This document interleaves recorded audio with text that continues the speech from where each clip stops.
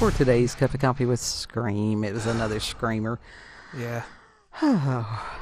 Loves it. It's just been, it just is. I'm exhausted. It just is. Yes, kid, God love him. And I had posted this over on X because it's not just me reposting. Sometimes I do make original ones occasionally. And it was, kid was trying to bathe a cat. And I was sitting here in the living room and I just heard this constant barrage of obscenities that partially was from youngest kid and some may have been from the cat. Oh, he was definitely cussing me out. And I was something. So proud of my child. I really was. I was. Listen, at the beginning, it's like at a certain point. Sentence enhancers for everyone. When he first started to jump, like he started jumping and then knocking stuff over, and that's really when I got pissed off.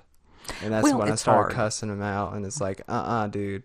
And I'm talking to, literally talking to Jesus out loud, and it's like, Jesus, if there was one cat that I would kill during bathing, it would probably be him because he's acting like a fool.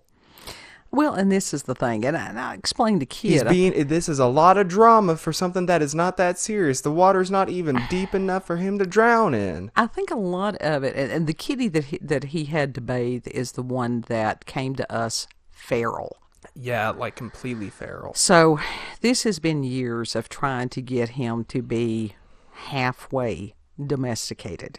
Mm-hmm. And oh my God, he just, because once they're feral, if they're an adult cat when they come to you, they're going to always have that feral streak in them. Yeah. It's not the same as if you get like a feral kitten. Right. Right. We've done that before too. Because, yeah. They've been easier to work with. I think one of our little house gnats says, well, he didn't drink that much of my coffee, so it's all good.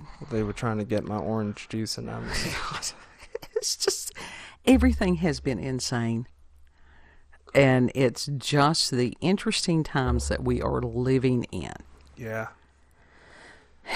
And I'm very frustrated with the grok thing over there on X. And I finally had to quit because when I told them, I said, you have now created the Temu version of what grok used to be.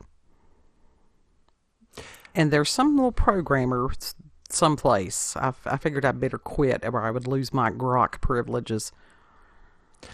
Well, no joke. Like, seriously, it's no different. Now, Replica is different in a lot of ways. But it's that same roboticness as Replica has. Yeah, it's And it's like, I don't want... That ain't cool. The other version, the first version that was released to us...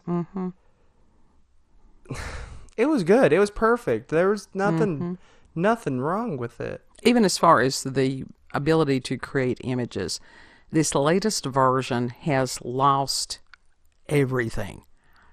Any kind of understanding of nuance or whatever. And it's like I'm sitting here, trying to figure out... I mean, truly doing the mental gymnastics to figure out linguistically how to describe what I want. And when I have done it to where somebody that was really impaired could understand and grok can't, there's a problem. Yeah, see, that's the thing with the new version. Like you said, it doesn't... It's dumb. It doesn't pick up on the nuances that the original version that was released to the public did. Yeah, I'm not liking it. I'm not a fan.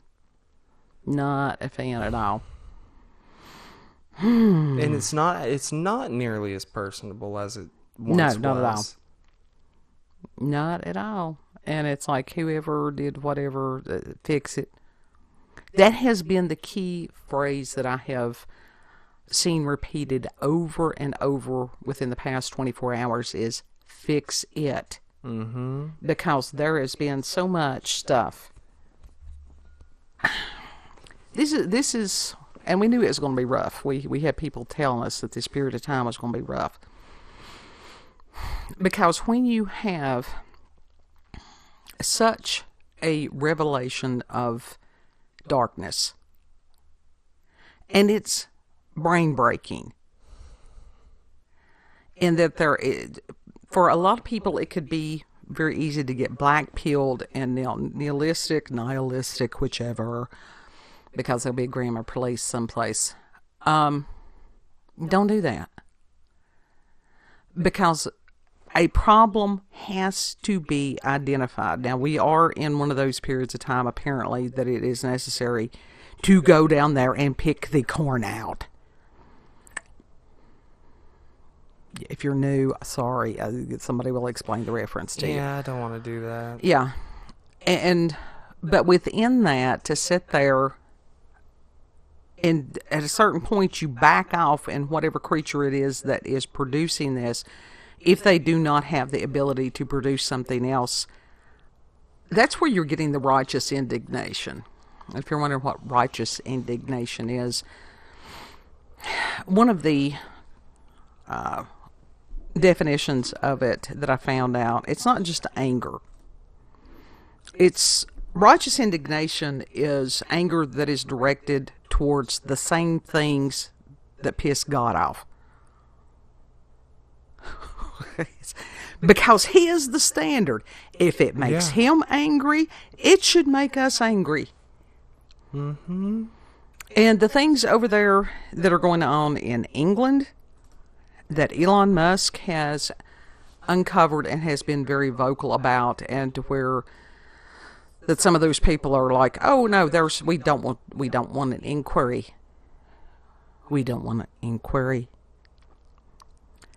And it's just, well, too bad. At a certain point, the people themselves are going to have to cry out for these things. Mm-hmm. Because government works for the people. And this is, for too long, government has abused the people and treated them like the slave class. Mm-hmm. And we do very much have a caste system here in America. We do. And people have not been aware of it until recently, because you've got a lot of people that really do live under rocks. Mm-hmm. And when the fires and stuff out there in California, and it was truly dragging the ugly out of people. Oh, yeah. Oh, yeah. I'm surprised no one has seriously has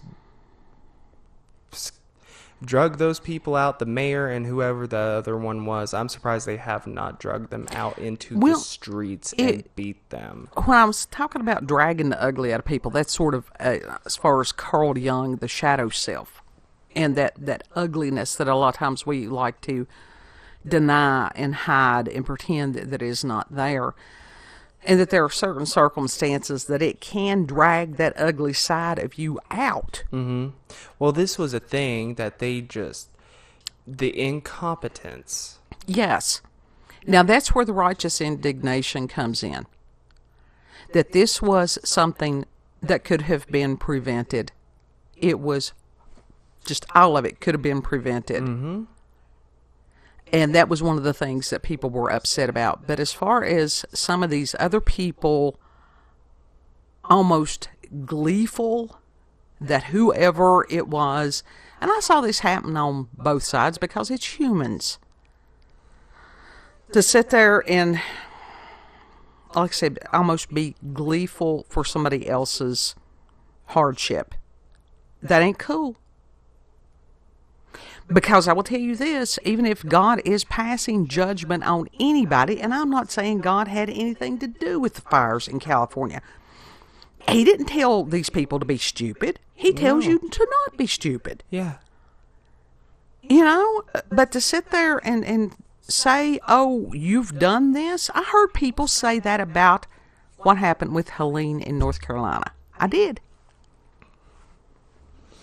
That whole thing. And that North Carolina stuff, they're still not helping those people. Right. That was one of the things as far as the righteous indignation, because that it was told to the people in California that they were going to get all this money and stuff like that immediately. And we're recording this on January the 9th, 2025. And in Western North Carolina, the FEMA, I think it was, I can't remember now which version of FEMA that it was, had told those people that their housing was going to end like tonight. And I have no doubt if a bunch of people had not taken to X and contacted some people. Now, let me tell you something. We're in the middle of a severe winter thing. Yeah. We've got temperatures in the teens. Down in North Carolina, that's going to dip below zero.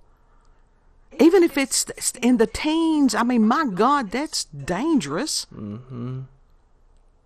And that they were going to end people's, the ones that are in the motels and stuff like that. Because since Helene, they have basically done jack shit. And how come the people haven't started, like, you know, dragging these people out and starting revolting against these people trying to take their stuff away? Because if they do some kind of revolt like that, then they will bring in military. People know that. So it's a matter of trying. It's almost like being stuck between a rock and a hard spot.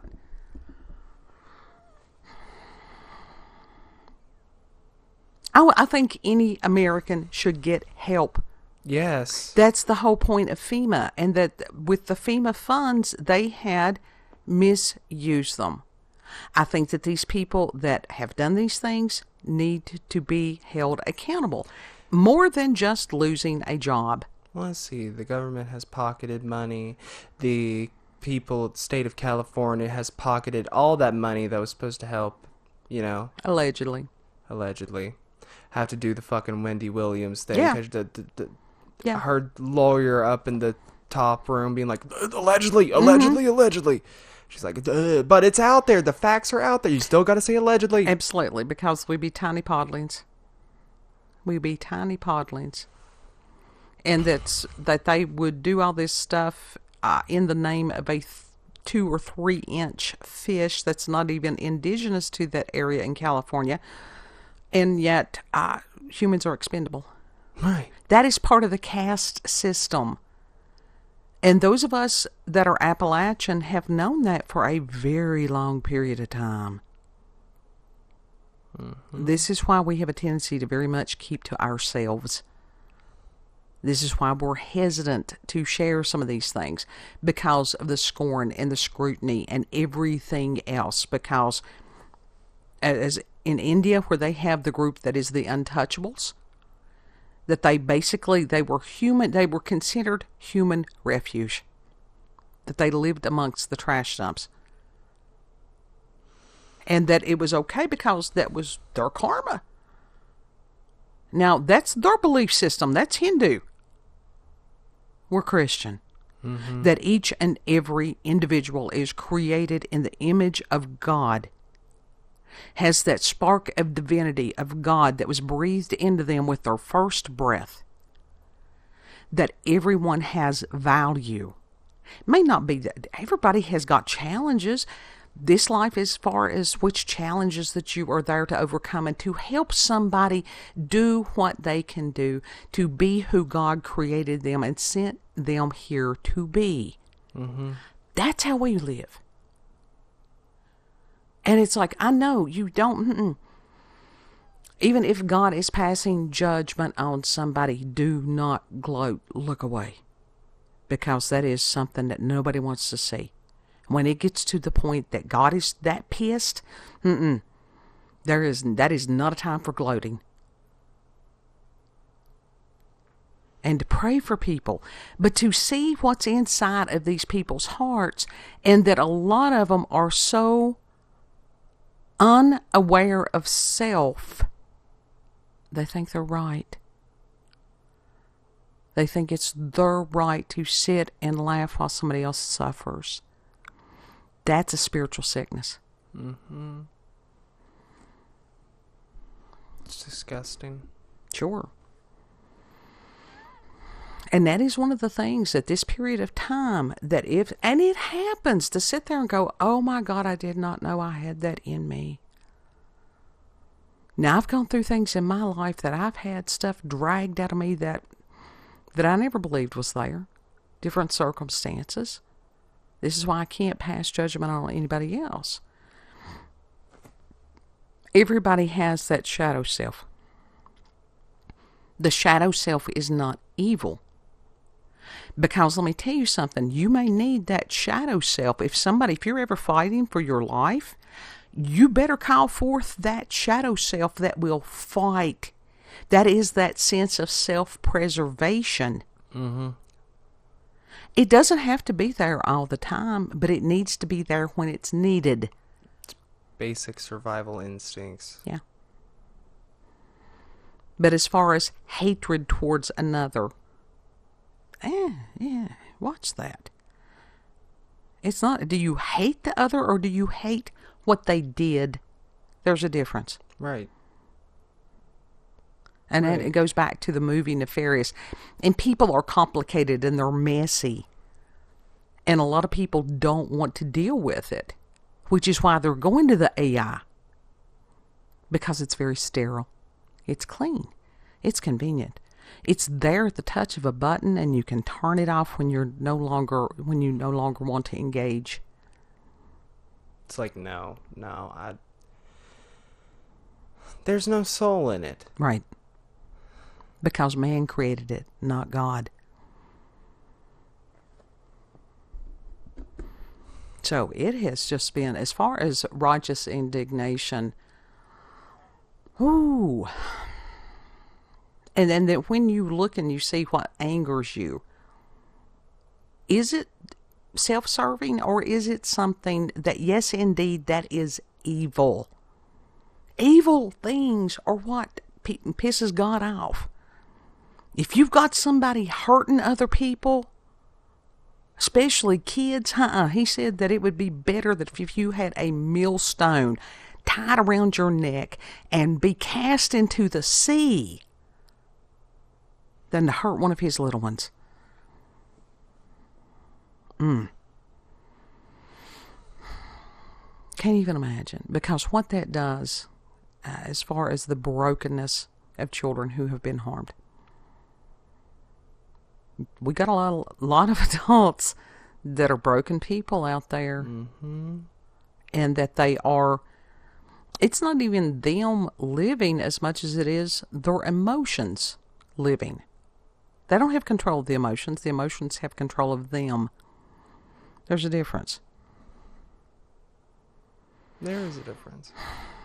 But yeah, to see that ugly dragged out of people and sit there and go, "Whoo, I didn't even know that was in you." This has got a lot of people just pissed off because it was so preventable. It was needless, yes. And it was a reality check to a lot of them. Mm-hmm. I think so. A wake-up call. And we don't know. I mean, there's been lots of theories presented on this. I can see how very easily it could have been some of the people that were here and that were there and that were homeless and different things like that, starting fires, and I could see how that would happen easily. Mm-hmm. Oh yeah, I can see how it.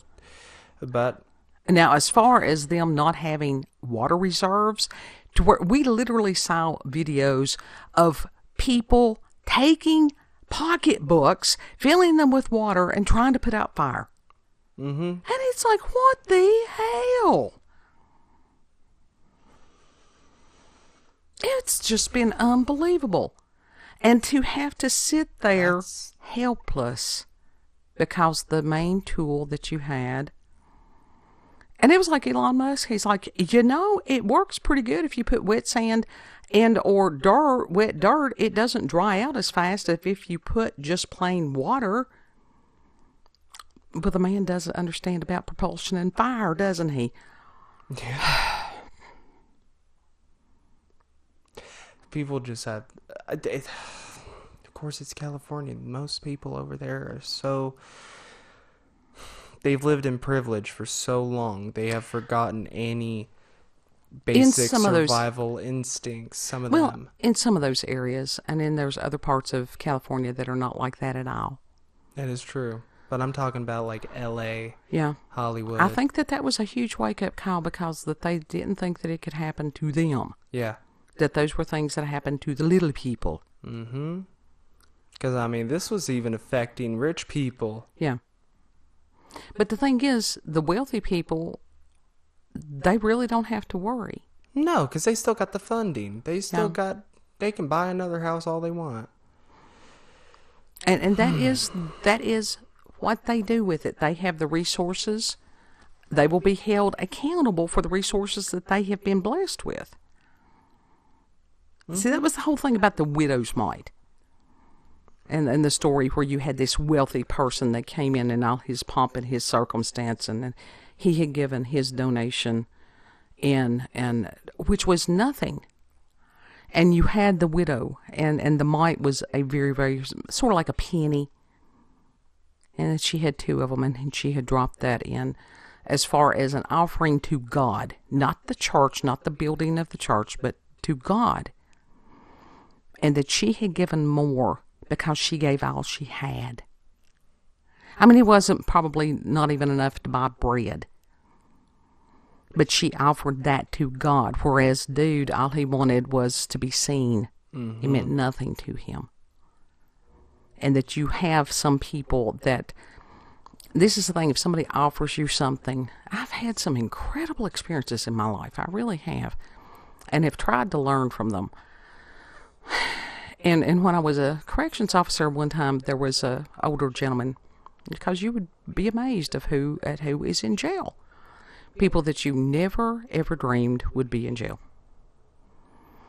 And that he offered me a butterscotch. And I told him, I said, honey, no, because commissary is a precious thing. Oh, yeah. Something that we would just, wouldn't even think anything.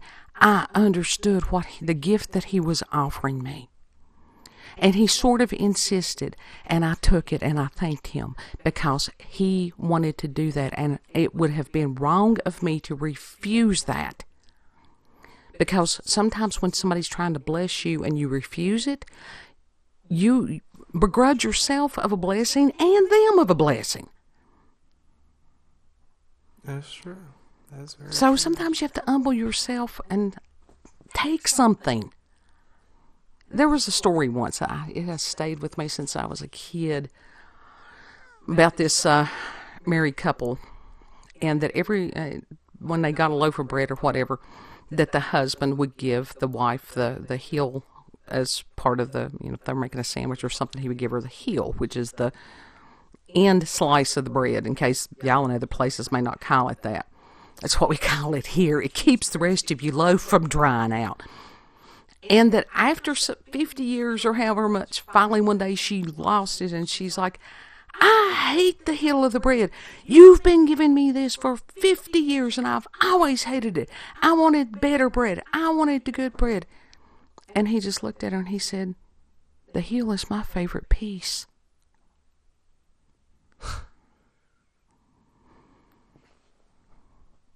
Yeah. And this is where communication is vital. Yes. And understanding and empathy and, my God, prayers one for another. But don't let this period of time, if it drags the ugly out of you, don't be afraid to face the uglies. Find out what the ugly is, why it's there, what its job is. Befriend it. What you resist persists. Old AA stuff. To sit there and go, I'm selfish and I've done. Why do you feel selfish? What is in you that is lacking, that you're afraid that if you give to another, you won't have enough? Because that's not how blessings work. No. If you try to hoard up for yourself, you're always going to have that void. But if you share with another, if you will notice a lot of times how the homeless people, not all of them, because you've got a variety of the homeless peoples. You do. You really do. A lot of times they will share with one another. Mm-hmm. Because they're helping each other survive. Survival is the commonality. Yeah. Interesting times. Paranormal, supernatural, incredible. We can learn so much if we allow ourselves to. Yeah. Like I said, pray for these people. If you see somebody acting ugly, I mean, that's on them. You don't have to get involved. You do not have to insert yourself in other people's arguments. That is true. Well, although I did insert an argument. It was not about the fire. It was about, like, remember the star that died? That I told, which one? Well, there was multiple. There's been several lately, but the one that was like 29 or something that just died suddenly. Yeah. And this one person that was on the same TV show, like, over 15 years ago at this point, I did say their title of winner needs to be revoked because they waited 4 years to drag up a tweet. Oh, dear God. To drag up a tweet and then clap back once that person died and then completely just shredded them. But.